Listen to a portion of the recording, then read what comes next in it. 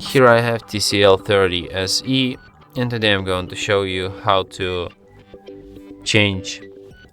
how to block number on this device. So firstly you have to open phone application, tap here on three dots.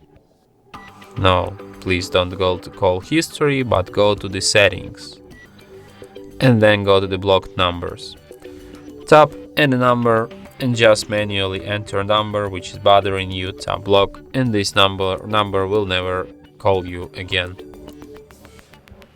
And that's it. Thanks for watching. If you find this tutorial useful, don't forget to hit that like button and subscribe to our channel.